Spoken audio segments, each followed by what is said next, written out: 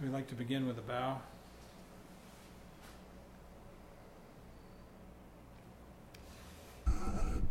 And welcome to New York Buddha Dharma. We have been working our way through the book Cutting Through Spiritual Materialism by Chögyam Trungpa. And tonight we're on the last chapter. We're going to have one more week of this, though. I'm going to distribute a link, I hope, to an article on the what's called the Trikaya, meaning the three bodies of the Buddha, which I think very much relates to the subject tonight. When we did this course up in Westchester, we had that reading before this last chapter. But this time we're going to try it after. So tonight we're discussing the last chapter in the book, Tantra. And this opens up a huge can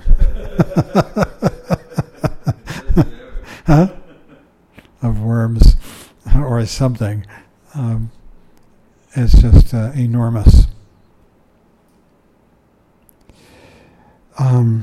There's so much in this chapter, and there's so much more that isn't in this chapter. Huh? It's a great chapter, isn't it? Yeah. But it's amazing how much is not here. Excuse me, I don't remember, but does he discuss TGS at all? Yes, he mentions TGS. Yes, so we're going to talk about that tonight. TGS is an acronym that we developed back in the day for a Tibetan term called Tamal Geshepa, TGS for short. And we're going to be talking about that. It means ordinary mind in Tibetan. So the Buddhist path, in Tibet, well, Buddhism was wiped off the face of India in the 11th century by the Muslim invasion. It was an easy target for the Muslims because Buddhism never became a religion of the people, a popular religion, a lay religion. It was a religion of monks and nuns, and so it was in India anyhow. Later, it became much more of a lay phenomena. But in India in the 11th century, it was concentrated in the great monasteries and universities. Nalanda being the most famous of them all. And so when the Muslims came in, it was very easy for them to just target and destroy those centers. And Buddhism effectively disappeared from India. It's coming back a little bit now, but barely. Hinduism, of course, survived unscathed because it was such a lay phenomena that the Muslims couldn't eradicate it at all. But prior to the Muslim invasion, Buddhism had been migrating out of India, starting in about the 2nd century BC, before the time of Christ. It went to Southeast Asia, Ceylon. It went from Ceylon and then went to the rest of Southeast Asia, Burma, Cambodia, Laos, Vietnam, Thailand, Indonesia. And about the time of Christ, it crossed into China, where it had a very difficult transition because not only was the geographic barrier immense from India to China. Can you imagine traveling overland across what was then a great desert, the Taklamakan, that separated India from China, with two routes going across it, one to the north, one to the south, they were called the Silk Routes. And then, even more difficult was the language barrier, because Chinese is a totally different linguistic proposition than Sanskrit, Hindi, the languages of India.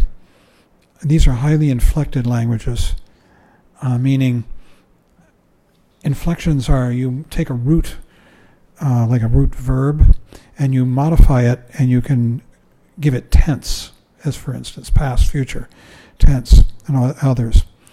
You take nouns and you modify their endings, and you give them case. So a noun could be a subject of a verb, of an object, of a sentence. It can be possessive, dative, accusative. Chinese has none of that.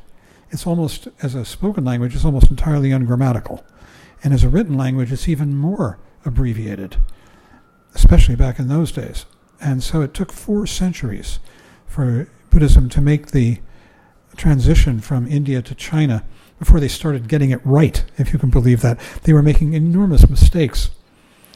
Around the 7th century, they went from China to Korea and Japan. And in the 7th century as well, it went from India to Tibet. The Tibetans got the most complete transmission of the Buddhist teachings. It was a partial transmission because of the linguistic and geographic barriers in Southeast Asia and in China and then beyond. So the Tibetans got Tantra, which was part of the Buddhist canon in India, and there is very little Tantra in China and even less in Japan and Korea, none in Southeast Asia. But the Tibetans got the full bore. They sent translators to India. People like Marpa, the translator, the father of the Kagyu lineage in Tibet, and many others. And they brought back texts and teachings. And so the structure of Buddhism in Tibet was the most complete of any in the world. And it's structured into 3 main divisions. The so-called Hinayana, or lesser vehicle, which our teacher, Trungpa Rinpoche, preferred to call the foundational vehicle. Hinayana is sort of a slam that was foisted on it, these teachings, by the more advanced teachings, supposedly. The Mahayana, or the greater vehicle, and the Vajrayana, or the adamantine vehicle. All the Vajrayana is also called the Tantrayana, Tantra, Mantrayana, as in mantra, and Vajrayana. These are all different words for the same thing. Yana means vehicle, as in cart.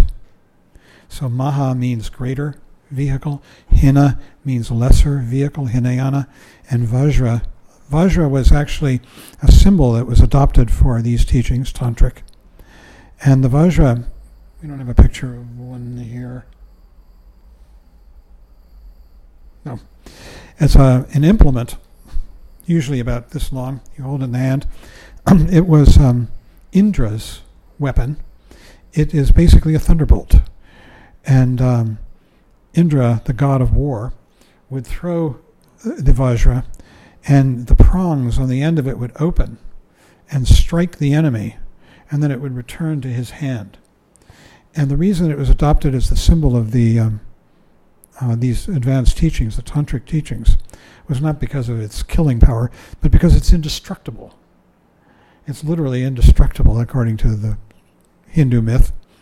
And so this is the indestructible vehicle, the diamond vehicle, it's sometimes called, the adamantine vehicle. Tantra is an interesting word. When I first moved to Boulder, Colorado, in 1970, and none of us knew anything about Tantra, except what we'd vaguely heard. And there was a condominium development in Boulder called Tantra Estates. This is because the word Tantra connoted licentious behavior, sex and drugs and alcohol, and they figured if they called this place Tantra Estates, that people would want to come to have a good time, buy condos. But Tantra actually is a word that it means continuity. That's its most basic meaning. Continuity of what? Continuity of consciousness, of awareness, because it is always now.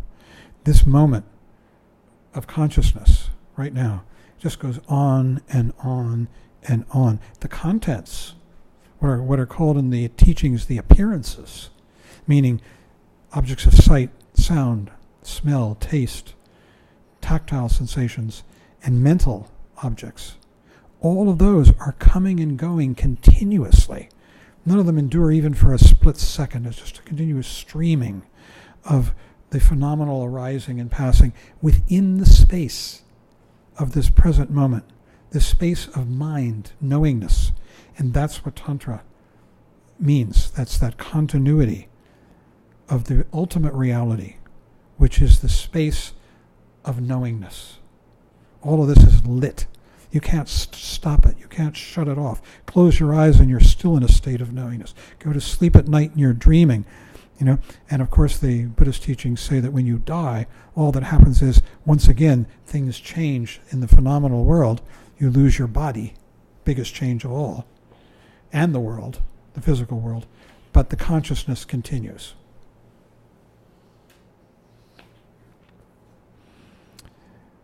So, we have been going through the book, and we have covered the Hinayana and the Mahayana. And now we're getting to Tantra.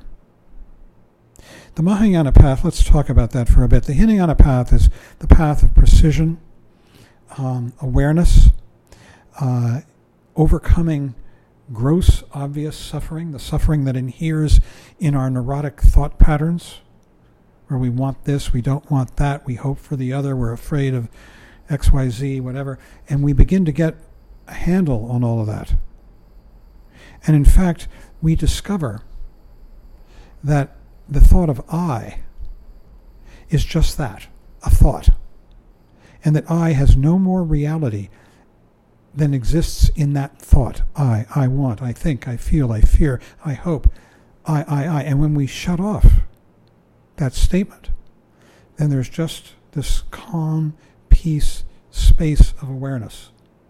And so the practitioner of the Hinayana path is discovering release from gross suffering, because they're discovering escape from this sack of woe that we carry around and which we call me.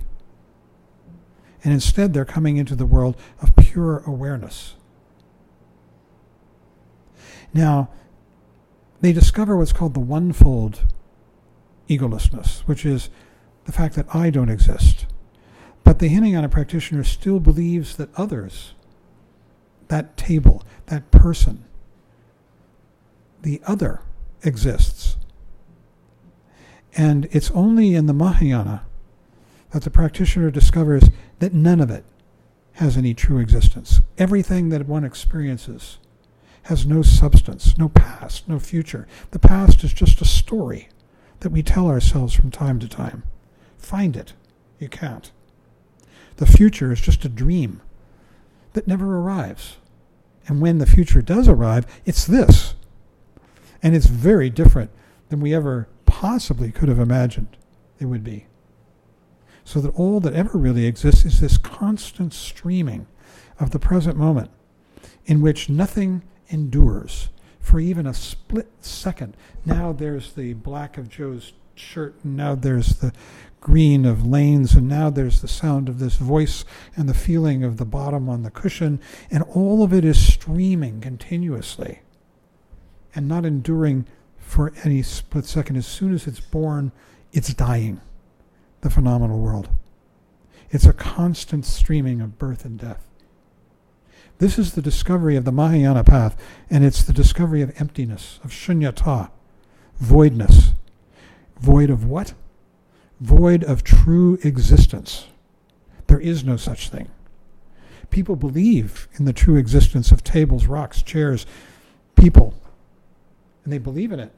And all of those things only exist in the dreams of the past and the future. But when one comes into the present, it's empty of true existence, what's called svabhava. Inherent existence, it's often translated as in English. Svabhava has three characteristics. It's attributed falsely to phenomena. One of the three is that things endure over time. Not so. There is no time. Time is just a story, a myth. Literally, like Mickey Mouse, like some fiction you read in a comic book. That things are independent. They have independent existence. Nothing is independent. Everything arises in dependence on everything else. This air, the floor, the conversation, the sounds, your blood moving, all of it. There's a tremendous interdependence. And finally, the idea of true existence holds that things are unitary. They are one. And nothing is one. Everything is divisible into parts, and the parts are divisible into further parts. You can never find that one thing. It's just a constant streaming. And that is the idea of emptiness, shunyata. And that is tremendous freedom, too, from suffering. Because we're no longer in this relational problem of I and other. Is that other there for me, against me, or indifferent? That's the relational problem of confusion and suffering. And we're constantly going through our world hoping that things are going to be for me and not against me. And if they're indifferent, we don't give a damn. And what it's saying is, that's all out the window. Life is not this relational problem. How much money do I have? How's my health? Am I loved? What am I going to wear tonight? Am I going to have a good time? All of those things are gone. And instead, there's the constant awareness and interaction with this world. And that's the freedom that comes with emptiness, shunyata. And so the bodhisattva, who's the practitioner of this middle level of the path, you're getting this very fast, Emily. Emily's new to Buddhism, so you can imagine what she's hearing. So the practitioner at this path discovers this tremendous freedom from suffering. Life was a relational problem. There's no longer any relationship, I and other. Instead, there's this constant interpenetration and involvement. We're hearing, we're moving, we're thinking, we're involved with other people in a way that's very accurate, because we are now ceasing to see things through the veil of preconception. That's another feature of the Mahayana path. You see things much more accurately. They're stripped of good and bad, hope and fear, and they emerge very clearly. We all have these idiosyncratic ways of seeing the world that we've developed over time. Our parents taught us, experience taught us, bad experiences, good experiences, and we tend to walk down the street judging everything. But the bodhisattva begins to see the world stripped of all of that. And it's a much more brilliant world, because concepts, judgments, preconceptions grade the world out. They make it so that we can't quite see the blue of blue, the yellow of the sun, that sweetness of sugar. We're constantly judging it, and we're lost in thought and reflection. Half the time we're not even here. We're off in some dream. So the bodhisattva is waking up to this world, emptiness. But the problem is that they're appreciating this a lot. They're saying, wow, this is really terrific. Freedom from suffering, freedom from me, awareness of reality, the real world, not this dreamed up world that I was living in before.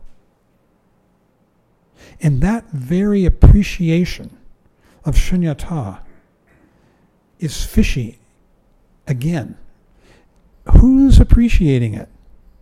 Is somebody back there, getting off, feeling like they're making progress, like they're now superior to those confused beings and to who they were before they discovered this.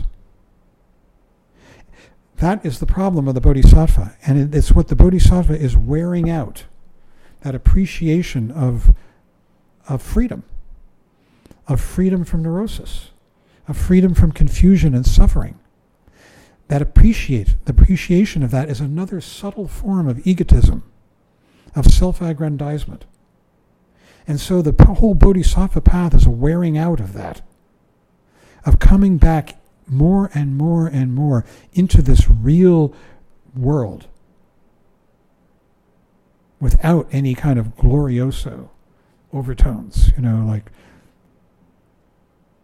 And the final stage in the Bodhisattva path is the utter cutting through of any kind of appreciation of self and my accomplishment. And that is what is called the 11th stage of the path. There are 10 stages, and that's the 11th stage. And it's the awakening into full enlightenment. Bodhi. Enlightenment's a Western word, that we use to translate the Sanskrit Bodhi. Bodhi literally means awake. That the practitioner, the person at this stage of the path, wakes completely from dream. From the dream of I and other, hope and fear, sorrow and happiness, awakes into the brilliance and the reality of this world as it is constantly arising and passing away in the present. And they say that as the practitioner emerges into this new world, this is the world now of Tantra, they are so dazzled by the brilliance of it, the vividness, that what they want to do is worship it. They want to pay obeisance. They want to make obeisance. They want to pay deference. They want to pay homage. And that's the first stage of the tantric path. And there are two different schemes for the tantric path. In our sect, the Kagyu sect, it's divided into 4 stages. In the Nyingma sect, it's divided into 6. Trungpa Rinpoche was our teacher, was in both camps, and he taught both, and they're very similar. The first stage is this stage of overwhelming awe at the extraordinary beauty and vividness of this world as it emerges completely stripped of any notion of I or other. And they say that the person at this point, what they do is, at that level, it's called Kriya, the Kriya practice, the Kriya yoga. It's the yoga of purity. Person starts wearing all white. They only eat vegetarian food, and they probably eat a lot of white. And they are constantly doing ceremonies that are celebrating the beauty of the world until they get over that. And this is a progression up through the path.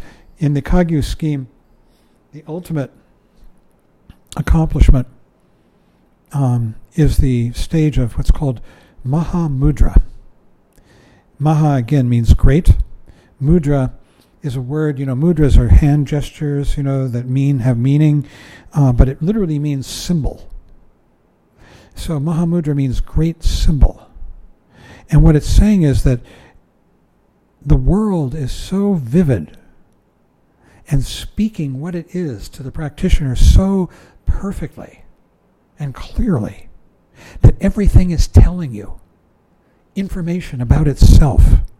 And when you hold a glass of water in your hand, you're holding the oceans. And when you hold a rock, you're holding the mountains. Everything is a symbol, self-symbol. It's not a symbol of something else. Mahamudra is self-symbol.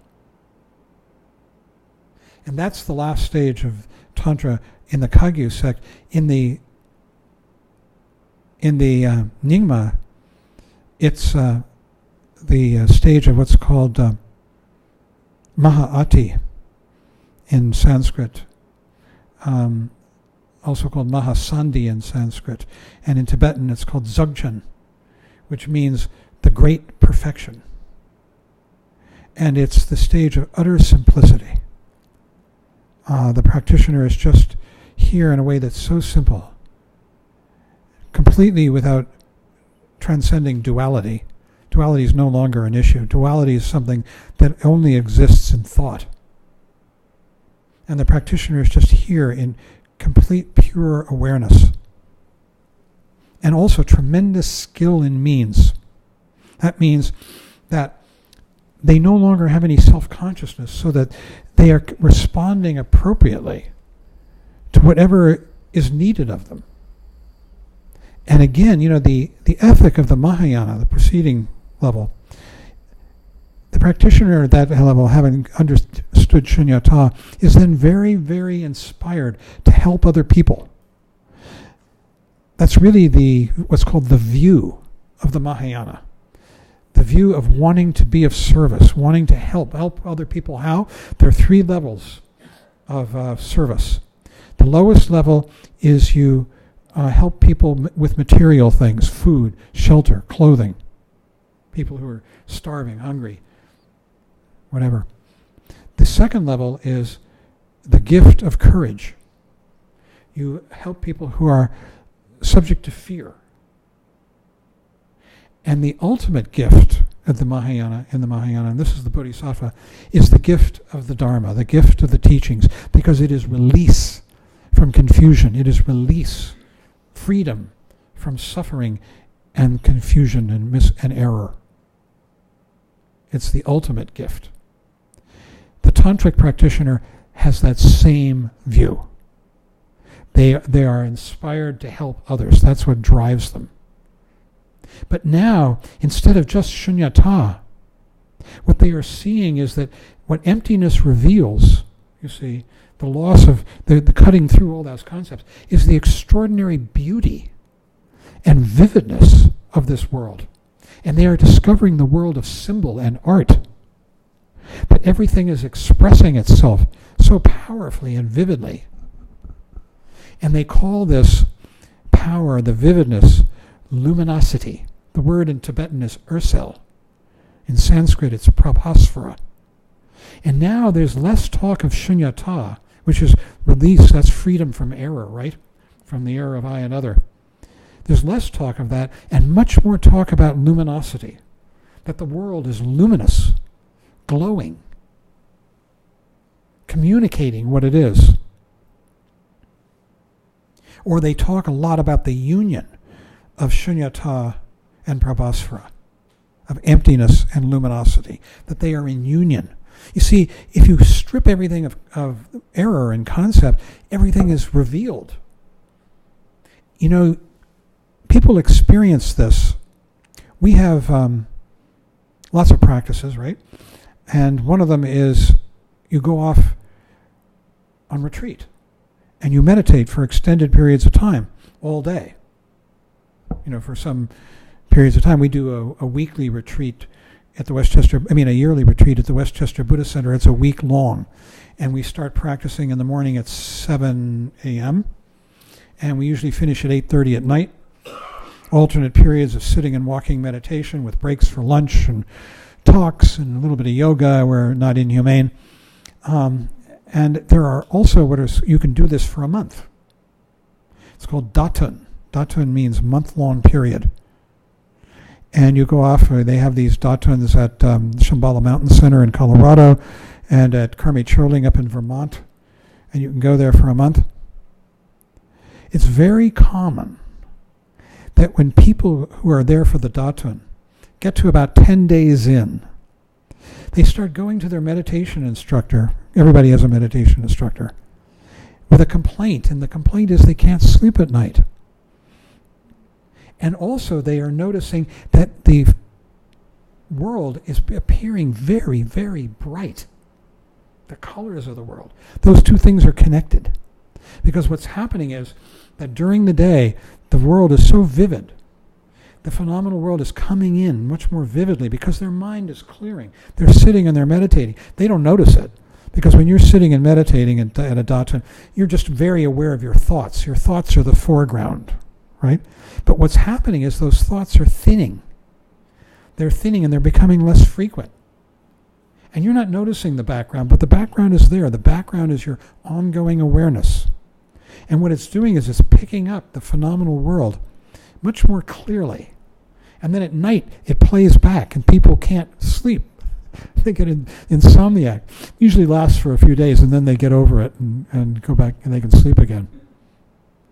But it's very common. In fact, the head person running the datun will warn the meditation instructors to expect this about 10 days in. That's what happens. This is Tantra. This is the tantric sort of symptomatic Tantra. It's not Tantra yet, but it's like the precursor. Vajrayana. So what happens is, you see, in the Vajrayana, in Tantra, we are less concerned with emptiness, which is freedom from neurosis, freedom from error, freedom from suffering, freedom from misconception. And we are more concerned in the Vajrayana with the beauty and the vividness of this world. And this is why, look at these tankas up here on the wall, behind you. There's Tara and there's Padmasambhava. And if you were to walk into a traditional Tibetan shrine room, it is chock-a-block with color and tchotchkes and statues and tankas and it's just, banners and it's like, it's so thick. It's everywhere. And that's Tantra. That's the beauty and the color of this world and the symbols that are everywhere.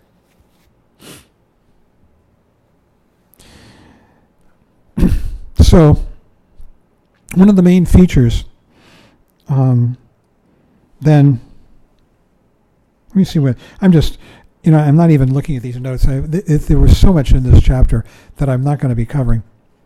But I do want to cover one of the main themes of this chapter, which is the idea of mandala. Now, a mandala is a schematic, right? It's a drawing. And it's a drawing of the cosmos. And it is divided into the four directions, north, south, east, west. It's usually depicted as kind of a, what would you call it? A diagram, a circle with things in the north. The north will be at the, the north is at the top, east is to the right, south is at the bottom, and west is to the left. And when you look at a mandala. And there are all kinds of schematics. There are different kinds of mandalas. They're depicted in different ways. But I think everybody here anybody not seen a mandala? Everybody seen a mandala? Right? And what the mandala is a description. It's a schematic for the way phenomena arise in emptiness, in reality. And each of these directions, north, south, east, west, and center, there are 5, is called a Buddha family. Now, it's not Buddha in the sense of Shakyamuni Buddha. It's Buddha in the sense of enlightened principle. And each one of these Buddha families represents a different set of characteristics, of which there are 5. There are 5 families. And all the phenomenal world, cities, people, rocks, trees, animals, oceans, you name it, are characterized, they fit into this schematic of symbolism. So each one of us, we used to play this game. It gets a little sort of like astrology if you take it in sort of a superficial way. And we used to sit around and try and analyze each other, what our Buddha families were. I'll just go through it quickly. Okay. In the East is the Vajra family, and the symbol is a Vajra. What I described, Indra's weapon, the thunderbolt, adamantine. I should look at my notes because I'll forget things. The wisdom of the Vajra family is what is it? Mirror-like. That's right, mirror-like wisdom. You see, it's intellect. It's intellect in the sense of showing how things come apart and are put back together. It's that kind of intelligence, analytic. Its season is the winter, when everything is frozen and crystalline. Its defilement is anger. Anger is like a sword that cuts everything into pieces, destroys it. And this is the neurosis that's associated with this family. The element is water, because water is so clear, it reveals everything. Everything that's in it you can see. The color is white. The element is crystal. The direction is the east, and it's the dawn. The time of day is the dawn.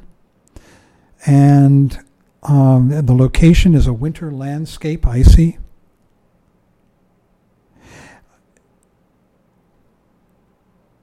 I think that's pretty much it. Peter, you know this. If I'm missing things, tell me. Vajra people tend to be very intellectual. I've got a lot of Vajra. You can hear it. Sometimes, but they can also be stupid with it. You can, get overly intellectual. Somebody who goes on and on and on and just sort of, your eyes are starting to cross. It can have that kind of stupidity to it. Well, every family has a neurotic aspect. Right. Every family has its wisdom and it has its neurosis. And the neurosis of Vajra is anger. It's sort of stupid intellectualism, over intellectualism. The south is Ratna. Who here do we have who's Ratna? Joe might have some Ratna. Peter's got Ratna. Rinpoche used to give me as an example. Of Ratna? Yes. Ratna? Oh, really? First it was Sherkon, and then I inherited. Oh, the Buddha. There's a Buddha connected with each one of these families too. The Buddha of the Vajra family is it's usually Akshobhya. Yes, Akshobhya. He's one of the celestial Buddhas. The Buddha of the Ratna family is Ratnasambhava. The symbol of the Ratna family is the jewel. Ratna is all about richness, wealth. Right? The wisdom of the Ratna family is the wisdom of generosity. It's giving. There's also a karma. Karma, the word karma, everybody thinks of it in terms of, what's your, get bad karma, good karma, but the word karma literally means action. And there are 4 karmas, 4 actions that are associated with an enlightened person. The first one is the karma of the Vajra family, and it's you pacify neurotic situations through understanding. That's the first karma, understanding. But if you can't pacify a neurotic or conflicted situation through understanding, then you move to the second karma, which is the karma of the Ratna family. And that is enriching. You give through generosity. And you can pacify a situation of conflict through giving and generosity. The time of day is the noon time. The symbol is the jewel. The klesha, the defilement, the neurosis, is pride. Right. Pride. You're caught. And it's the wisdom of equanimity, all-pervading equanimity. The element is earth, the solidity and stability of earth, solidity. The color is yellow, like the sun's rays, but it's also the color of gold, because this is all about richness. The material of it, the element is gold, amber, saffron. Do you know that in the old days saffron was worth more money than gold? Travelers used to carry saffron instead of gold when they needed to transport wealth. The direction is the south. The season is autumn. It's the season of fertility, the season of the harvest. Fruit that's so ripe, it's just about to fall off the tree. Right? Or it's like you're in a forest and you see this log that's rotting. And it's full, if you were to break it open, you'd find it full of insects and rotten, wood. Time of day is mid-morning. I had that wrong. What have I missed? You got it all. The rotting log is also like a host. That the log is hosting all these creatures. Right. In generosity. Yeah. And you can't, it's so rotten you can't pick it up and move it, because if you do, it'll just fall apart. Yeah. Yes? When you mention the symbolism of richness, you're not talking material richness. Yes, all of it. Any kind. Any kind? You bet. Oh, yeah. Oh, yeah. Money, material wealth, as well as richness of personality, richness of food, any kind of richness. That's interesting. All of it. Yeah. Very acquisitive. Acquisitive in everything. Yeah. Sometimes the klesha isn't just pride, it's greed. Huh? Yeah. And then we move to the west. Padma. Padma, the symbol is a lotus. And the action that's associated with it is magnetizing. It's one of the 4 karmas, the 4 actions. That you pacify a neurotic situation by magnetizing, seducing it. So seduction is part of Padma. What am I just going to need to just get reminded? The wisdom, that's an interesting one, is discriminating awareness wisdom. It's wisdom that appreciates the surface differences of things. And that isn't to say that this is a superficial wisdom at all. Everything has a surface and a way of presenting, you know. And the wisdom of Padma is the wisdom that sees and appreciates all those subtle differences in presentation. The element is fire, and the color is red, and the klesha is passion, grasping, lust, desire to possess, in order to unite, wanting to be one with something, but with a hysterical quality. He said. Yeah, he said that. You become stupidly blinded by desire. This passion, lust, intense, you know, just makes you go nuts with passion. Huh? Drunk on passion and lust. And this is the klesha of the Padma family. I'll say this, and this is going to be politically incorrect these days. Women have a lot more Padma on the whole than men. Now, there are men who are very Padma. I think you've got some Padma, you know. Your exit's Padma? We'll come to the exit. Ah, that's interesting. Yeah, my exit's karma, if you couldn't tell. And men tend to be much more cold, logical, which isn't necessarily a virtue, it's just a style. Dakini energy is very feminine, magnetizing, dangerous, unpredictable, and beautiful. And male energy tends to be, this is in the normal scheme of things, the way they do it, is cold, logical, unattractive, literally. It just doesn't, it's not ugly, but it just doesn't attract. And it's predictable. And so, Trungpa Rinpoche, can I say this? Can I quote him? What he said one time? And this is so, I hope, I don't know, this is being recorded too. He said, famously, we all love this, men are stupid, women are crazy. You know, men just plod ahead like that. So, Padma is very fierce. The direction is the west. The season is the spring. Lamb, and the landscape is lambs gambling in a mountain meadow, you know, with wildflowers. I don't know what the time of day is on this one. The Karma family. This is in the north. This is an interesting one. The symbol is the sword. And the wisdom is all accomplishing. It accomplishes everything. See, we had the first wisdom of the Vajra family was clear understanding. The wisdom of the Ratna family was generosity, enriching. The wisdom of the Padma family is the appreciation of the way things present. And the wisdom of the Karma family in the north is all accomplishing wisdom. It makes everything happen. The action that's connected with it is destruction.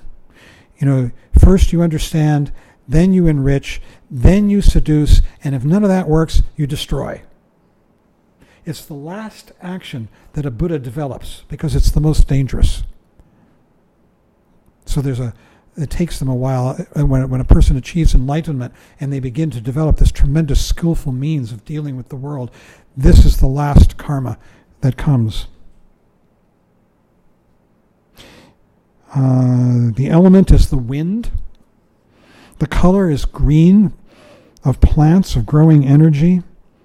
The season is the summer, because it's teeming. You know, if you go into a meadow and you pull up a clod of earth, it'll be teeming with insects and worms. It's just alive. It's busy. This is karma.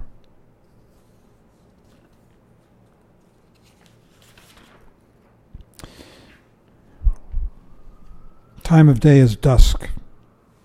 And finally, we have the Buddha family. This is one that I enjoy. It's in the center of the mandala. Each one of these has a Buddha, by the way. The Buddha of the Ratna family is Ratnasambhava. The Buddha of the Padma family is Amitabha. The Buddha of the Karma family is Amoghasiddhi. And the Buddha of the Buddha family in the center of the mandala is Vairochana. The element of the Buddha family is space. It's spaciousness. And the wisdom is the wisdom of Dharma Dhatu. Dharma Dhatu is the space, literally, out of which all phenomena arise. It's like a cornucopia. You can't see that space. You can only see what arises out of it and passes away back into it, like these words are arising and disappearing. This gesture appears and is gone. Everything is being born and dying out of the Dharma Dhatu. And it's the wisdom of the Dharma Dhatu that animates Buddha family. The klesha is interesting. It's dullness, sloth, ignoring, completely relaxed and careless, in a stupor. I'm going to talk about this a little more because I had a friend who was the ultimate Buddha.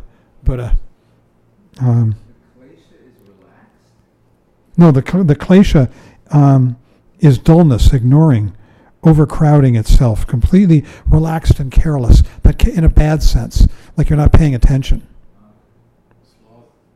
Sloth. It's the wisdom of all-encompassing space, the wisdom of the Dharma Dhatu. Contains tremendous energy and intelligence, which runs right through the other elements. The color is the blue of the sky. It's the center of the mandala. It has no season. And its location is space.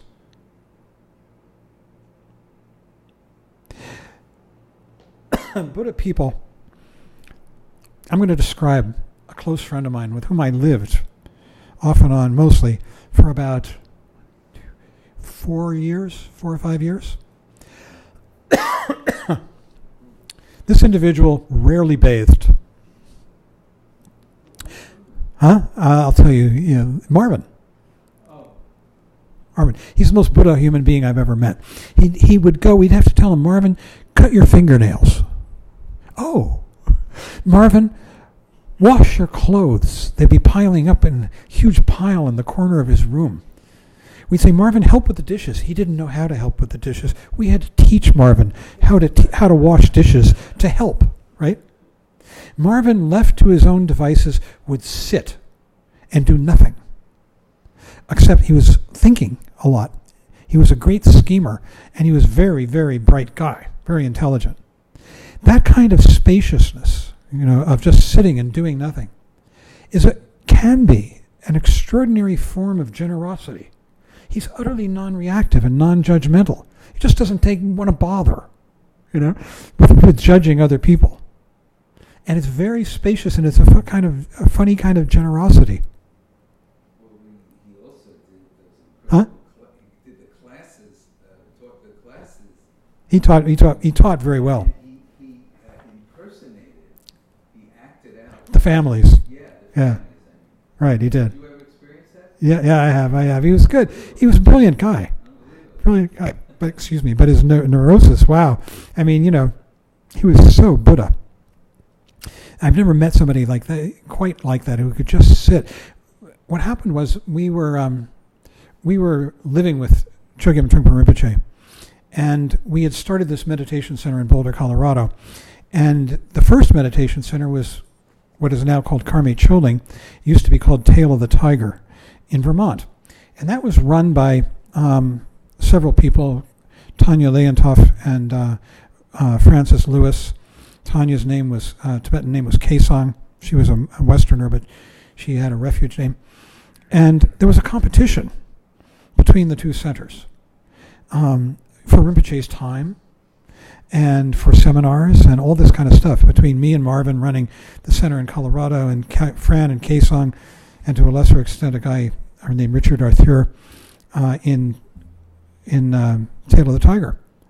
So one time, Tanya was visiting in Colorado, and I could feel the friction, this competition. We were planning Rinpoche's schedule, and it was an endless battle about where he was going to be and all this. And she and I just struck sparks. And finally, there was this explosion. It took place in the upstairs living room. We lived in a duplex. And she and I went at it like with hammer and tongs. We were like slicing each other with swords. Marvin's sitting there just watching. Right? Like he could have cared less. Finally he stepped in. It's like finally she got to him and he said something, which was amazing. And then we heard this giggle. And we look over, and in the kitchen, through a doorway, Trungpa Rinpoche is sitting there. We hadn't even seen him.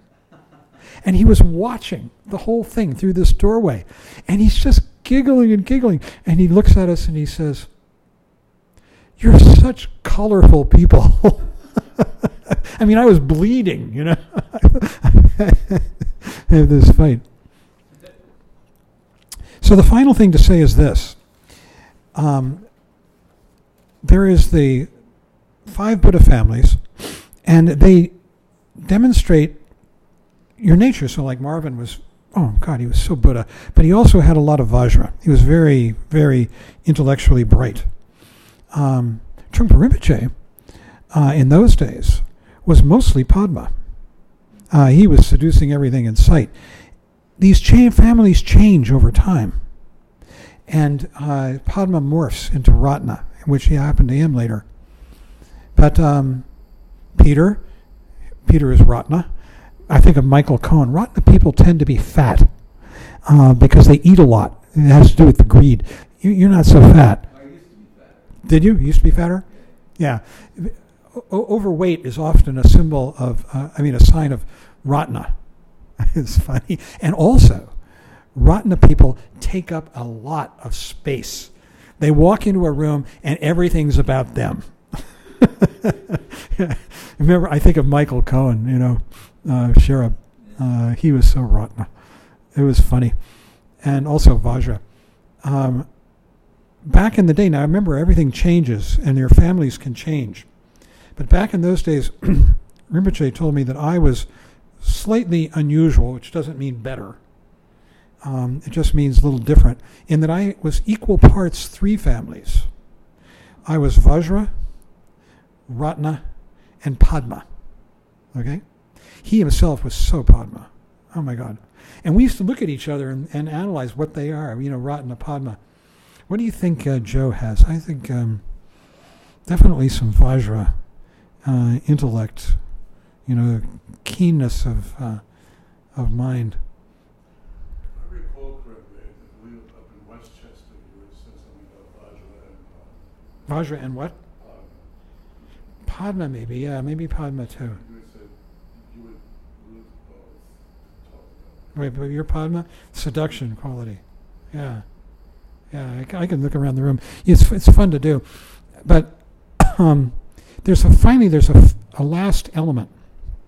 And that's what your exit is. Everybody has an exit. The exit is the style with which you leave the present moment. It's kind of your dominant neurotic style. Okay?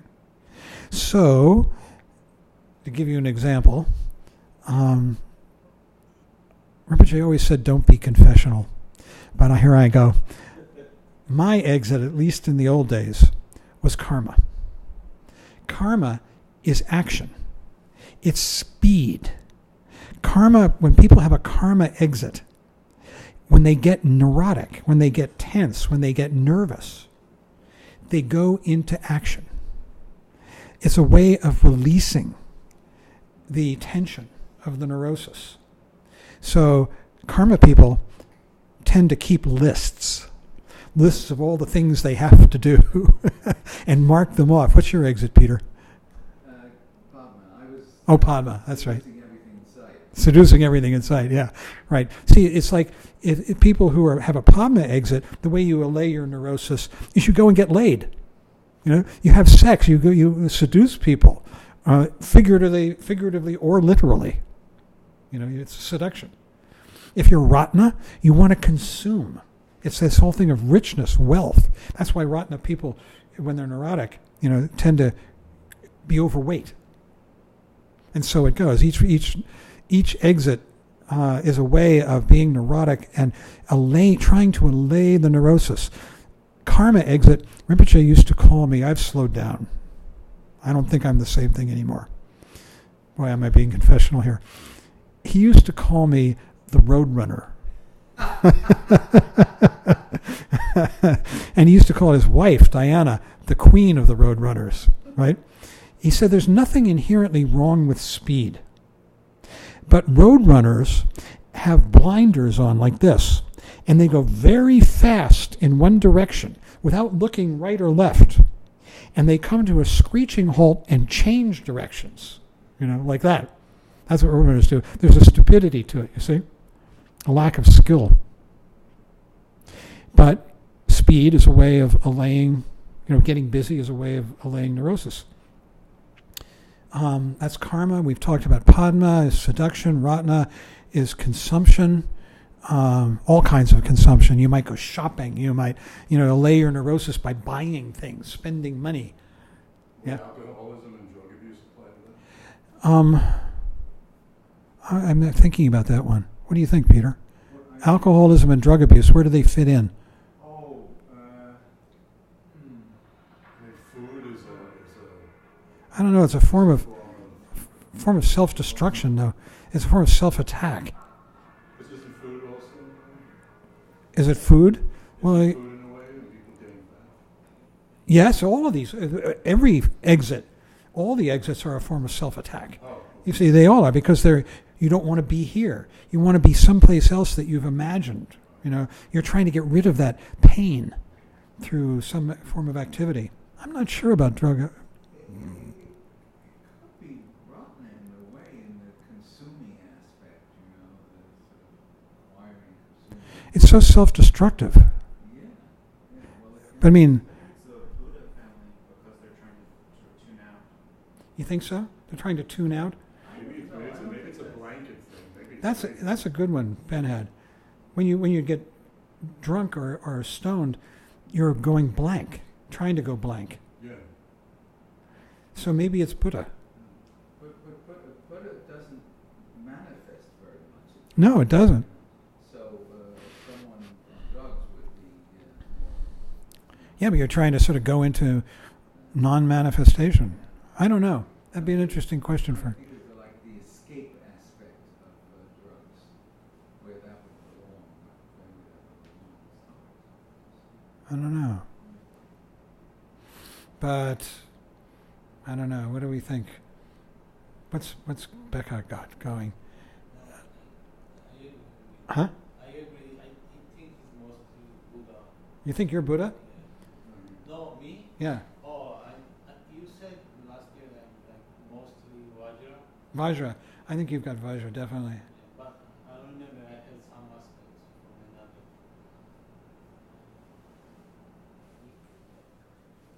And Marie?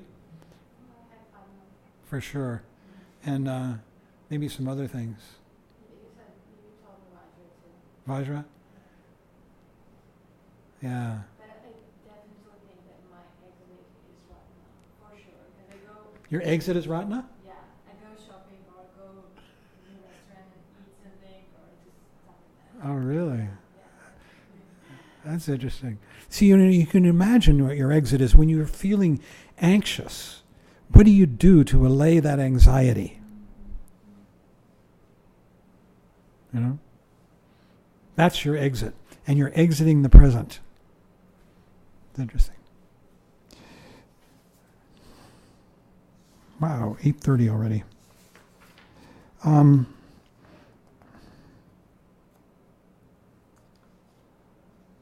He talked a bit in the Q&A about an interesting one.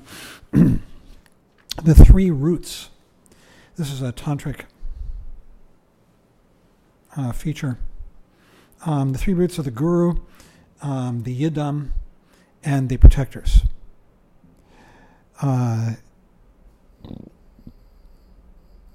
Well, I don't know if we're going to have to take the time to go through these. You can read this in the book.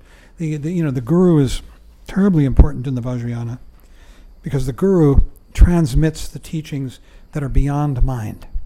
They can only be transmitted. It's the most powerful form of transmission of teachings, and they are transmitted beyond words. And it takes a very intimate relationship with the teacher. And so the teacher is the source of the most profound teachings. And in fact, the higher up you go on the path, the more important the teacher becomes. Yidam, he talked a lot about this. Yidam literally means mind protector. It's often translated as deity. But you know that in Buddhism there are no deities. There's no gods. Rather, what a yidam is a symbol of an enlightened aspect of mind. And there are many yidams. When you enter the Vajrayana, at some point you'll do a particular kind of practice where you visualize your yidam, a yidam that's been given to you by a teacher. And you'll do a sadhana, a practice with it. And it involves all kinds of meditation and ritual. And these are called creation and completion practices. And the point of these practices is, you see, that what I've been describing, this world of extraordinary vividness of Tantra, is also called enlightened world, awakened world, and even more, it's called sacred world. Because it's the world of value for no reason at all. Things are of value fundamentally as they are. And so that is the real meaning of sacred. And the yidams are the entrance into sacred world, appreciating this world as being fundamentally worth being here for, beautiful, alive, worth participating in, an object of endless delight and curiosity and exploration. And the yidams are the entrance, the gateway into that sacred world. Finally, there are the protectors. The protectors protect what? They protect sacred world against neurosis. And they also protect us from our own neurosis and the neurosis of others. And they do that by waking us up. And they're usually wrathful, scary, and dangerous. Very dangerous.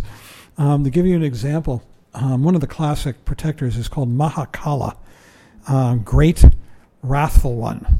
Okay, he's black. Sometimes he's got 4 arms. Sometimes he's got 6 fangs, bloodshot eyes. He's black with snakes coming out of him all over the place, and he carries multiple weapons. So he's really a dangerous guy. And one time I was driving with Trungpa Rinpoche. We were in San Francisco. Actually, we were going to he was going to give a seminar on Alan Watts' houseboat. And we were in this little VW Bug. I don't know where we got it. And I'm driving, and he's sitting in the passenger seat, and there are 3 people behind us. And we're talking away about, guess what? Mindfulness. Trungpa Rinpoche and me. And I ran a red light. And a car, it was actually the son of the then mayor of San Francisco, in his Porsche, hit us on my side. And I wasn't hurt, strangely. Franny in the back seat wound up with a cut on her forehead. Rinpoche seemed unhurt. We all went to the hospital. But about a few days later, when he had gone back east to Tail of the Tiger, it was discovered that he had several fractured ribs. When the car hit us, my elbow went into his side, and he had fractured ribs. After the accident, I asked him, I said, it's so bad, here I am talking about mindfulness, and I run a red light. And I said, was that Mahakala? And he said, oh no, way too trivial.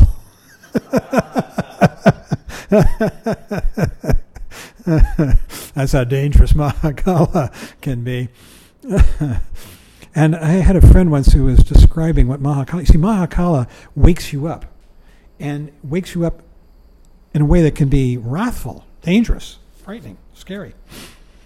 And I had a friend who was describing it, and he, again, it's probably too trivial, but the Dharmapala principle can be much more gentle, but it still is the same thing. He said it's like a mother with her small child standing on a curb and watching traffic, and the child starts to step off the curb, and the mother screams, "Get back!"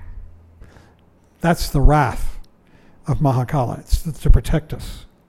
So these are the three roots, and he talked about them, and this is a feature of the Vajrayana, one of the main features.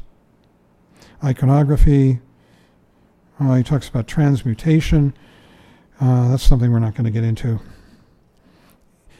You see, at the Hinayana level, the emotions, the defilements, anger, lust, hatred, jealousy, are suppressed. That's what you do at the beginning level. You squash them.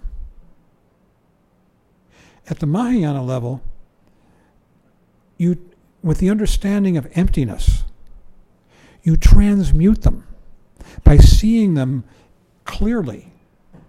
You can transmute them and appreciate their energy and stop using them destructively for yourself and others. And you can use them creatively. Anger can be used creatively. Lust can be used creatively to further mental health, enlightenment, sanity. That's at the Mahayana level. How do we quash them At the Hinayana level? By repressing them. Or there are basically two ways to try. See, the problem is, he says that Rinpoche said, we're always trying to get rid of our emotions. Anger, lust, jealousy. We don't like them. They're painful. And there are two ways that we try to get rid of them. We either suppress them or we act them out. Punch somebody in the nose, go get laid, eat a lot of food, whatever you want to do. You can act them out. Either way, the problem is you're throwing away something valuable. You're just trying to get rid of it. And you're either way, by suppressing it or acting it out, you're trying to get rid of it. And the thing that you really need to do is to see it clearly, to meet it properly, those emotions. And that can only be done with an understanding of emptiness, of shunyata.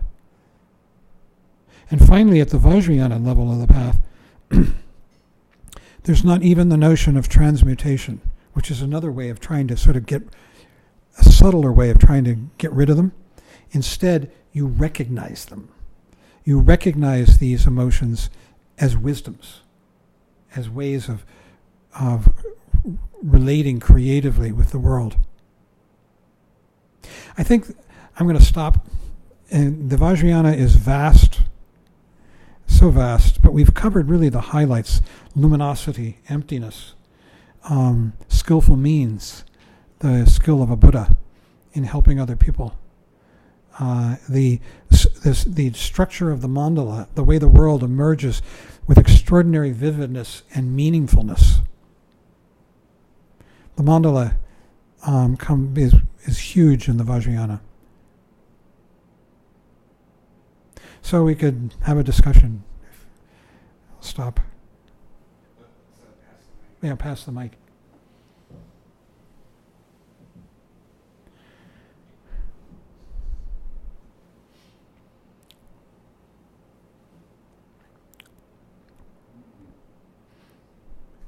Green light comes on. Oh yeah, I'm sorry. It's the mic on top of the thing there. That one.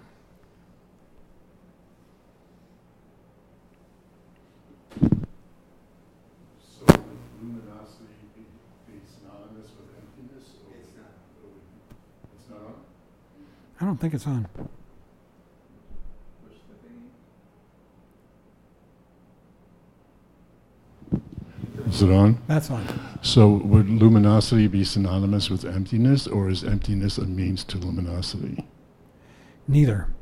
They are in union. It's like this. The wrong meaning of emptiness voidness, is absence of things. It's like Rinpoche used to say, 0 and 1. If you understand 0 in contrast to 1, then it's not a true 0. It's a 0 that's still something because it stands in relationship to 1.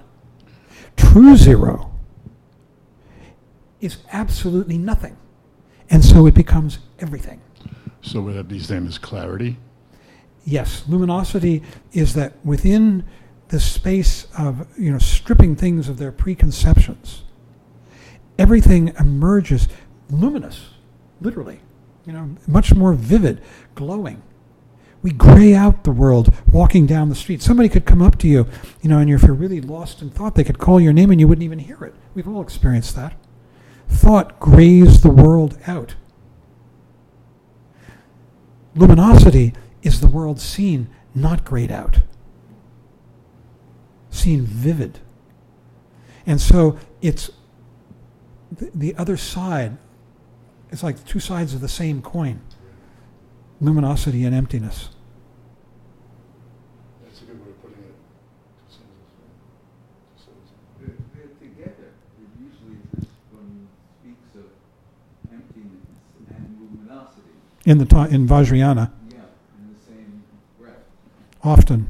Sometimes, though, they just speak of luminosity.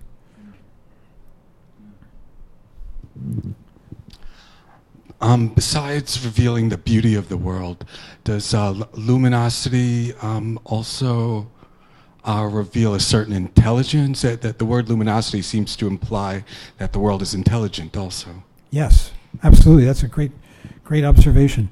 Because things are so vivid that they're telling us what they are in a much more vivid way. And stepping down from that a little bit, they say that at this level, you develop clairvoyance, see the future, ability to read minds, all kinds of siddhis. People at this level don't care about that, but it comes along. Why? Because they're so completely here. It's kind of like, you're sitting at a table, and if you're really here, you can see when somebody wants the salt, and you might pass it to them before they even ask. Well, that's a low-level version of it, It's extraordinary openness and sensitivity to the phenomenal world that the person at that level experiences. And things tell you what they are. They want the salt, or whatever it might be. They're constantly communicating. That's why they talk about Maha mudra, self-symbol, great symbol. That things are symbolic of themselves. They're so vivid that they're communicating what they are. They're not symbolic of something else. It might Ben. even seem like the salt. Right. It might even appear that it's the salt that tells you that the person wants it. Thank you. That's great. It's true. Absolutely. Yeah, there's all kinds of magic that starts to happen. And it might just be ordinary magic. Like the magic of this world is so the beauty of it and the way it communicates with us. And then they talk about magic that goes beyond that. And this weekend, Peter and I and Joe and Lane and some other people from the center, you were there too, of course, we heard Chögyam Rinpoche speak, and he alluded to those kinds of things. He's a very high tantric lama. I mean, Kensei Rinpoche was famous. We heard this person speak, and his grandfather was pretty much in the room. He's dead, but his presence was felt. Many of us knew him. Here he is, right there, that gentleman. Marvelous human being. And he had many, there were many miracles associated with him. But like people like him, he didn't care about any of that stuff. As near as anybody could tell. Yeah. He was, Marie. Can you tell us more about mandala? Is it related only to Buddha families, or is there something else in Tantra? Meaning? But the Buddha families are just the names of the 5 directions in it. Now it's populated by a host of figures. So it's not just the 5 Buddhas, in the 5 directions, but they have their bodhisattvas, they have their attendants, their guardians of the gates. There are lots and lots and lots of detail of other figures that are connected with the mandala. Okay, the tramen and who guard the gates, and male and female bodhisattvas, and there are male and female Buddhas for that matter. Usually they talk about the male Buddhas, but then there are the female Buddhas with whom the male Buddhas are often in union. Buddha Mamaki and others. So there are all kinds of figures, and it gets very, very complex and rich, the detail and symbolism of the mandala.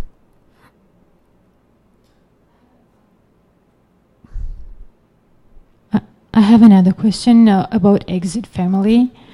What? I have another question about exit.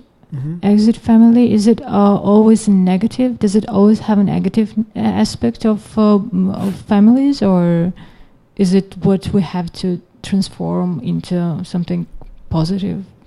Well, it's the way in which you avoid being present, the way in which you try and alleviate your neurosis in a neurotic fashion.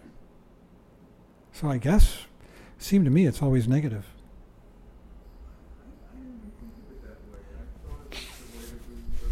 Relate, to the world or other people, because it's not. I may be wrong, but I just. Well, we should ask somebody. Yeah. I'm not sure now. I've never heard a teaching about the exits except from Trungpa Rinpoche. It'd be interesting to ask someone like Chögyam Rinpoche, if he knows about exits. He can tell us about them. But my understanding is it's just the way in which you exit. It's your neurosis. Unload. Yeah. Carmen?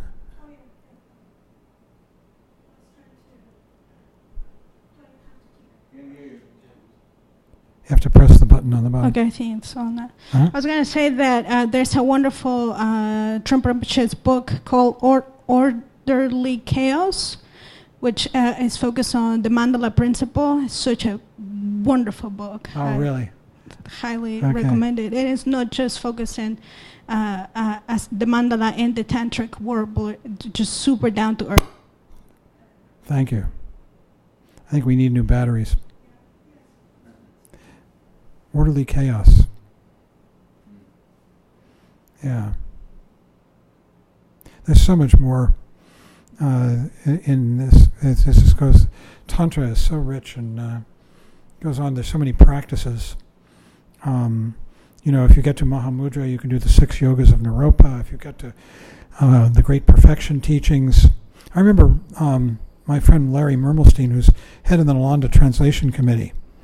They translate texts, and he described they had a sort of a tutor who was left behind by Kensei Rinpoche to help them. These budding translators. His name was Ujin Shenpen. And when they started translating Dzogchen, they couldn't believe what they were reading. They thought they must be getting it wrong because of 2 qualities. One is utter simplicity, and the other is utter bizarreness. And they went to Ujin and they said, "Is this right?" And it was all right. It's really, those teachings are fabulous. So you've got a lot to look forward to on the tantric path. And it's getting more and more accessible. Oh, there's one last thing, which I'll mention, because it was revealed in this chapter. And that's what Peter alluded to at the beginning of the evening. That's Tamalgi Shepa, ordinary mind. And that's a Kagyu term. The Nyingmas call pretty much the same thing, Rikpa. And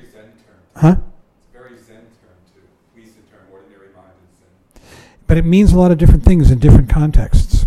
So for the Nyingmas, for instance, ordinary mind refers to neurotic mind. But in the Kagyus, and remember, these are translations. The term really is Tamagi Shepa and Rigpa. But when in Nyingma context, when they translate Sem, which is neurotic mind, into English, the Nyingmas, they call it ordinary mind. Never mind that the Kagyus, when Trungpa Rinpoche translated Tamagi Shepa, he called it ordinary mind. But what it really means is referring to the ultimate mind. The mind of enlightenment is just utterly simple. It's the mind of this present moment. It's ordinary in its simplicity. It's just this. No big deal. It's amazing. It was so secret. He didn't allow us to say the words except to each other. Yeah.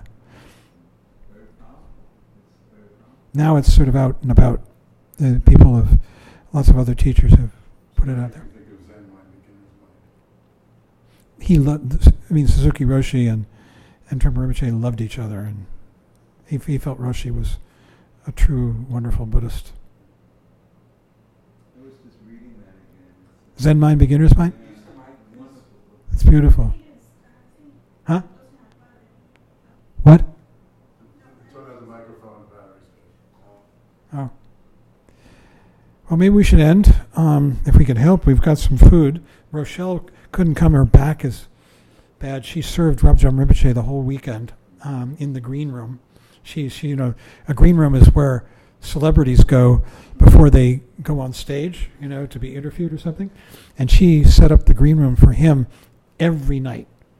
And she just worked tirelessly, but her back is bad. So I bought this food. Could we all help? And great. So let's close with the dedication of merit. This is something we do. We dedicate the merit to the benefit of ourselves, but especially to all sentient beings, which includes microbes.